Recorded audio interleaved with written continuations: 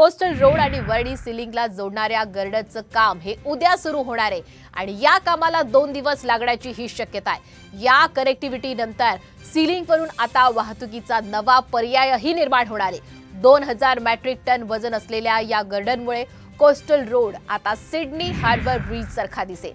गर्डरला जपानी तंत्रज्ञानाचं कोटिंग सुद्धा करण्यात येणार असून त्याला 25 ते 30 वर्ष गंज पकडणार नाही आणि पुलाचं आयुर्मान सुद्धा 100 वर्षापर्यंत जाणार आहे।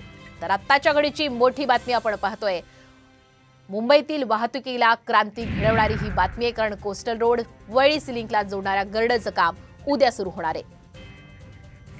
अधिकचे अपडेट घेऊयात आमचे प्रतिनिधी सूरज मसूरकर यांच्याकडनं। सूरज, अतिशय महत्त्वाची आणि मोठी बातमी मुंबईकरांसाठी, कशा पद्धतीने हे गर्डर बसवण्याचं काम सुरू आहे?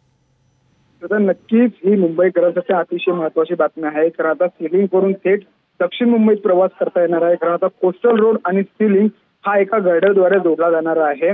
हा प्रकल्प आता पूर्ण व्हायला साधारण 2 ते 3 दिवस लागतील आणि काल हा जो गर्डर आहे तो सिलिंग इथे आणण्यात आलेला आहे। सध्या पुलाचे काम आहे ते वेगाने सुरू आहे आणि येत्या 2 ते 3 दिवसामध्ये गर्डर बसवण्याचं काम पूर्ण होणार आहे।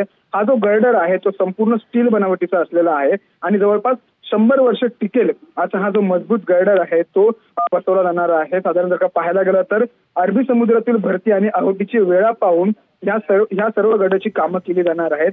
जर का पाहायला गेलं तर मुंबईकरांसाठी अतिशय महत्त्वाची बातमी ठरेल, कारण मुंबईकरांचा जी वाहतूक कोंडी आहे त्यामधून या गर्डरमुळे कुठेतरी एक दिलासा मिळण्याची शक्यता वर्तवली आहे। श्वेता, नक्कीच धन्यवाद सूरज आपण दिलेल्या संपूर्ण अपडेट बद्दल। तर या गर्डरमुळे आता कोस्टल रोड याला सिडनी हार्बर ब्रिज सारखा लुक सुद्धा मिळणार आहे आणि 2 दिवसात हे काम पूर्ण होईल अशी माहिती सुद्धा मिळते।